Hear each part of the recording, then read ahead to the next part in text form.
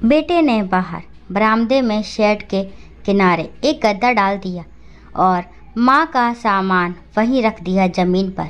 माँ, तुम यहीं सो जाया करो। बिमला जी ने अपना बिखरा सामान समेट कर बैग में रख लिया और टेबल पर रखी पति की फ़ोटो भी उठाकर रख ली और बाहर निकल पड़ी। गार्ड को फ्लैट की चाबी दी और नारायण राय जी के साथ कैब से स्टेशन आ गई। अब बिमला जी को नारायण राय जी ने ट्रेन में बिठा दिया और कहा, पहुंचकर भाभी फ़ोन कर देना। अच्छा भैया। और बिमला जी आ गई अपने घर पहुंची, ताला खोला, तभी आहट सुनकर जेठ जी की बड़ी बहू आ गई और बिमला जी के पैर छूकर आशीर्वाद लिया और बोली, चाची जी आप अकेले कैसे आ गई? अकेले दुकेले क्या होता है बहू, तेरे चाचा जी के दोस्त नारायण राय आते थे ना यहाँ? हाँ हाँ, देखा है मैंने, चाचा जी से मिलने आते थे, बस उन्हीं ने ट्रेन में बिठा दिया और आ गई। अब इतनी भी अनपढ़ गवार नहीं है तेरी चाची। अच्छा अच्छा, आप हाथ मुंह धो लें, मैं चाय नाश्ता ले आती हूँ। और हाँ, रात का खाना भी हमारे साथ ही खा लेना, अब अकेले बनाने ना लग जाना। इतना कहकर अमिता बहू चली गई। चाय नाश्ता करने के बाद बिमला जी आराम करने लग गई। तभी फ़ोन बज उठा। उधर से बेटे शिवम का फ़ोन था। और कहाँ है माँ? ये फ्लैट की चाबी गार्ड को देकर कहाँ चली गई आप? अपने घर आ गई बेटा। अपने घर? तो क्या यहाँ आपका घर नहीं था क्या? नहीं बेटा, अपना घर तो ये है जहाँ मैं तेरे बाबूजी के साथ ब्याह कर आई थी, ज़िंदगी के इतने साल बिताए। ये अलग बात है कि तेरे बाबूजी पूरे सफ़र में मेरा साथ नहीं निभा पाए और बीच राह में छोड़कर चले गए, लेकिन सम्मान से जीना सिखा गए।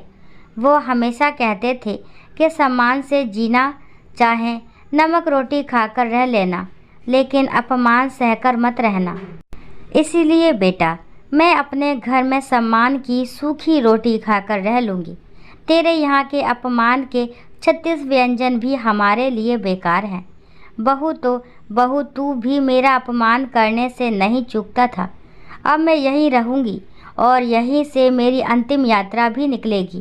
कहकर विमला जी ने फ़ोन रख दिया और सोचने लगी, कितने मनोहार करने पर मैं बेटे शिवम के साथ उसके घर गई थी। अचानक पति श्यामलाल जी चल बसे। शिवम इकलौता बेटा था तो अपनी जिम्मेदारी समझकर माँ से कहने लगा कि अब यहाँ अकेले कैसे रहोगी, चलो मेरे साथ। विमला जी ने मना भी किया कि अकेली कहाँ हूँ, यहाँ तेरे ताऊ जी का परिवार है, भले अब ताऊ जी और ताई जी नहीं हैं तो क्या, बड़ी बहू और बेटा मेरा खूब ख्याल रखते हैं, मैं यहाँ रह लूँगी। लेकिन शिवम नहीं माना। श्यामलाल जी की किराने की दुकान थी, पैसा संभाल कर खर्च करते थे, कुछ जोड़कर बैंक में भी रखा था। विमला जी को बताते रहते थे कि यदि हम में से कोई एक ना रहा तो कुछ पैसे बैंक में जमा हैं, ज़िंदगी बसर हो जाएगी। लेकिन बेटे के बहकावे में आकर सब पैसा उसको मत दे देना, अपने लिए रखना। वैसे जेठ के बेटा बहू कहते रहते थे कि चाची अब अलग क्या बनाती है, हमारे संग खा लिया करो, बुढ़ापे में कितना सा खाना होता है। तो बिमला जी कभी जेठ के बेटे बहू के यहाँ तो कभी अपने आप बना लेती थी। जेठ के 2 बेटे थे, जिसमें बड़े बेटा बहू बड़े संस्कारी और बड़ों को मान सम्मान देने वाले थे। शिवम के मनोहार करने पर बिमला जी शिवम के घर आई थी। वहां आकर 2 कमरे के फ्लैट में समझ नहीं आ रहा था कि कहाँ सामान रखे।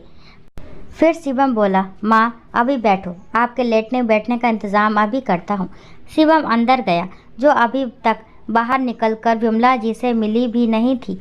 शिवम मेघा से बोला, अब माँ को तो ले आया हूँ, पर समझ नहीं आ रहा माँ को कहाँ जगह दूँ। मेघा ने चिढ़कर कहा, अब पता है फ्लैट में जगह नहीं है तो क्यों लेकर आए, अब खुद ही व्यवस्था करो, मुझे मालूम नहीं। शिवम ने बाहर बरामदे में शेड के किनारे एक गद्दा डाल दिया और माँ का सामान वहीं रख दिया ज़मीन पर। माँ तुम यही सो जाना, कहकर शिवम कमरे में चला गया। दूसरे दिन सुबह जब मेघा सोकर उठी तो देखा माँ जी अंदर सोफे पर सुकड़ी हुई पड़ी थी। मेघा ने शिवम को आवाज़ लगाई, ये देखो तुम्हारी माँ सोफे पर सो रही है, सारा सोफ़ा खराब हो जाएगा। सोफ़ा कोई सोने की जगह है क्या? माँ सोफे पर क्यों सो रही हो? वो बेटा वहाँ मच्छर बहुत लग रहे थे और बारिश भी आ गई थी तो छींटे पड़ रहे थे, कपड़े गीले हो रहे थे, इसलिए यहाँ आ गई थी। अच्छा माँ, मैं आपके लिए आज एक फोल्डिंग पलंग ले आऊँगा और मच्छर का भी कुछ इंतज़ाम कर दूँगा। बिमला जी को उठे बहुत देर हो गई, लेकिन ना अभी तक एक कप चाय भी मिली और ना कुछ नाश्ता। मेघा और शिवम जल्दी जल्दी तैयार होकर अपना टिफ़िन लेकर ऑफिस को निकल गए। फिर खुद ही बिमला जी ने एक कप चाय बनाई और कुछ बिस्किट लेकर बैठ गई। फिर नहा धोकर पूजा पाठ भी कर ली। दोपहर हो गई, भूख लगने लगी, लेकिन खाने को कुछ नहीं था तो 2 पराठे सेके और अचार के साथ खा लिया। शाम को जब शिवम और मेघा ऑफिस से आए, अपने कमरे में घुस गए। विमला जी से 2 दिन से कोई बात नहीं हुई थी मेघा और शिवम की। मेघा बोली, शिवम खाना बनाने का बिल्कुल मूड नहीं है, पिज़्ज़ा ऑर्डर करो। पिज़्ज़ा आया और दोनों खा पीकर सो गए। विमला जी से किसी ने पूछा भी नहीं, ऐसे ही चलता रहा। कभी शाम को खाना बनता तो 2 रोटी रखी रहती, कभी सब्जी है तो कभी नहीं है। वो दोनों कमरे में ही खा लेते, विमला जी से कोई पूछता ही नहीं था। ऐसे ही 1 हफ्ता बीत गया। एक दिन भी बेटा बहू से बात नहीं हुई। आज संडे था तो दोनों तैयार होकर बाहर जा रहे थे तो विमला जी ने पूछ लिया, बेटा कहीं जा रहे हो क्या? हाँ माँ, आज छुट्टी है तो सारा दिन घूमने का प्लान है। मूवी देखेंगे, शॉपिंग करेंगे, फिर बाहर ही खाना खाकर फिर लौटेंगे। और मेरे खाने का क्या होगा? आप अपने लिए कुछ बना लेना और घर की साफ़ सफाई कर देना, मेघा बोली, और रसोई भी ठीक ठाक कर देना। बेटा 1 हफ्ता हो गया, एक दिन भी ढंग से खाना नहीं मिला। कभी 2 सूखी रोटी पड़ी है, ना दाल है ना सब्जी है, ना कुछ नाश्ता है। आप बना लो अपना, क्या किसी ने रोका है क्या? अब मैं अपने लिए अलग से कुछ बनाए। जो खाना बनता है मेघा बनाती है, उसी में थोड़ा मेरा भी बना लिया करे। अब मेघा को ऑफिस जाना होता है माँ, उसके पास इतना समय कहाँ है? हाँ बेटा, सही कह रहे हो, मेरे लिए 2 रोटी बनाने को कहाँ समय है। इस तरह बेटा बहू की बेरुखी देखकर विमला जी को बहुत दुख हुआ। इस तरह अपमान सहकर रहने से क्या फ़ायदा? इससे तो अपना छोटा सा घर ही अच्छा था।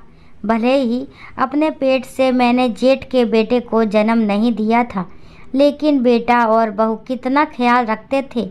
ज़्यादा नहीं था, लेकिन सम्मान से 2 रोटी तो खा रहे थे। भले ही पति ने बहुत पैसे नहीं छोड़े थे, लेकिन जो था उससे गुजारा हो जाता। यहाँ आकर बिमला जी अपने को बहुत अपमानित महसूस कर रही थी। लेटी थी अपने बिस्तर पर, तभी नारायण राय जी का फ़ोन आया, जो श्याम राव जी के बड़े अच्छे मित्र थे। पूछने लगे, अरे भाभी जी आप कहाँ हैं? घर गया था मैं, तो पता लगा आप बेटे के पास आई हैं।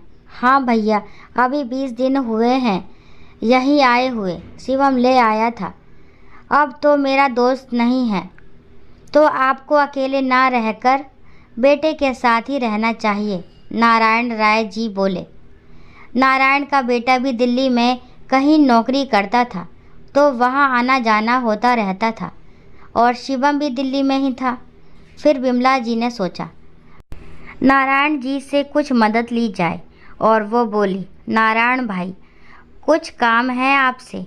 हाँ बोलिए भाभी, मुझे अपने घर जाना है, क्या आप मेरा टिकट करा देंगे और ट्रेन में बिठा देंगे? क्यों, बेटे के पास कुछ तकलीफ़ है क्या? नहीं, घर की याद आ रही है, बिमला देवी बोली। अच्छा भाभी, मैं कल बेटे के पास आ रहा हूँ, किसी डॉक्टर से चेकअप कराना है तो आपका काम कर दूंगा। और फिर विमला जी अपने घर आ गई। अब फिर से बेटे के पास न जाने का वादा करके विमला जी के घर में 3 कमरे थे, तो एक कमरा बरामदा अपने पास रखकर 2 कमरे और रसोई किराए पर उठा दिया। अपना क्या, कमरे में ही एक कोने में गैस रख ली। जब कुछ खुद बनाना होता तो बना लेती, वरना जेठ की बहू तो ख्याल रखती ही थी। विमला जी सोच रही थी, अपने से बढ़कर तो पराये ख्याल रख रहे हैं। यहाँ आकर सम्मान की सूखी रोटी ही सही, इज्जत से तो खा रही हूँ, किसी की मोहताज तो नहीं हूँ। और यहाँ 4 लोग जान पहचान को हैं, सबसे बोलते चालते समय निकल जाता है और बाकी समय अपना भगवान के ध्यान में पूजा में लगा दिया। वहाँ बेटे के यहाँ बरामदे में लवारिस सी पड़ी थी, ना बहू ना बेटा कभी हाल चाल पूछते थे। इंसान सब कुछ सह सकता है, लेकिन अपमान और तिरस्कार नहीं। सम्मान की 2 नमक रोटी भी किसी पकवान से कम नहीं लगती। दोस्तों, आशा करती हूँ ये कहानी आपको ज़रूर पसंद आई होगी। अगर कहानी पसंद आती है तो प्लीज़ मेरे चैनल को लाइक शेयर सब्सक्राइब करना ना भूलें। और इस कहानी के बारे में आपके जो भी विचार हैं कमेंट बॉक्स में ज़रूर बताएं। कहानी को लास्ट तक सुनने के लिए थैंक यू। राम राम, राधे राधे।